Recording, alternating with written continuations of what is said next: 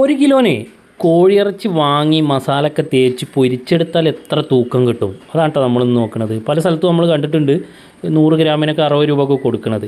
അപ്പോൾ ഇതാ 1600 നമ്മൾ വാങ്ങിയ ചിക്കൻ ഉള്ളത്. അതിലെ പാർട്സ് എല്ലാം കൂടെ പോയി 1.5 കിലോ 1500 കോഴി വാങ്ങി പൊരിച്ചപ്പോൾ കിട്ടിയത് ഈ പാത്രത്തിൻ്റെ തൂക്കം പോയാൽ 180 ഗ്രാമാണ്. അപ്പോൾ അതിലേക്ക് ഉണ്ടാക്കിയ ചിക്കൻ എങ്ങനെ ഉണ്ടാക്കി പൊരിച്ചത് നോക്കണ്ടേ? അതിന് വേണ്ടിയിട്ട് നമ്മളിതാ 1.5 കിലോ ചിക്കനിക്ക് പാകത്തിന് ഉപ്പ് ചേർത്ത് കൊടുക്കുക, നല്ല കട്ട തൈര് ചേർത്ത് കൊടുക്കുക. ഇത് ഏറ്റവും ഒരു സിമ്പിൾ മെത്തേഡാട്ടോ ചിക്കൻ പൊരിക്കാനുള്ള. പിന്നെ അത് 1.5 ടേബിൾ സ്പൂൺ നിറച്ച് ഇഞ്ചി വെളുത്തുള്ളി അരച്ചും കൂടെ ചേർത്തിട്ട് കൈകൊണ്ട് നന്നായിട്ട് മിക്സ് ആക്കിയിട്ട് ഒരു അരമണിക്കൂർ അവിടെ വെക്കുക.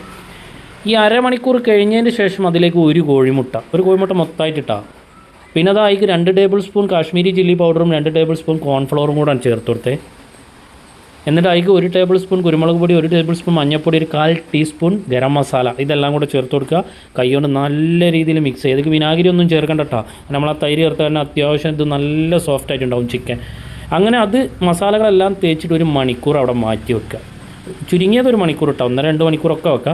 എന്നിട്ട് ഇത് ചൂടായ എണ്ണയിൽ, അതായത് നമ്മൾ ഓയിലാണ് പൊരിക്കുന്നത്, വെളിച്ചെണ്ണ പൊരിച്ച് ഒന്നും കൂടെ ടേസ്റ്റ് കൂടും. മൊത്തമായിട്ട് ചിക്കൻ എങ്ങനെ ആ പാത്രത്തിൽ കൊള്ളുന്ന അത്രയും ഇട്ട് കൊടുക്കുക.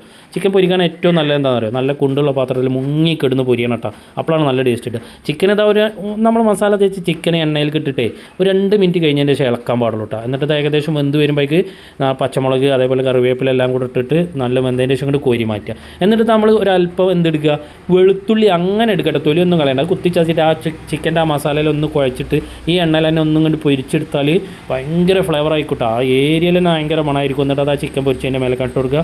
അപ്പോൾ സൂപ്പർ ചില്ലി ചിക്കൻ ചില്ലി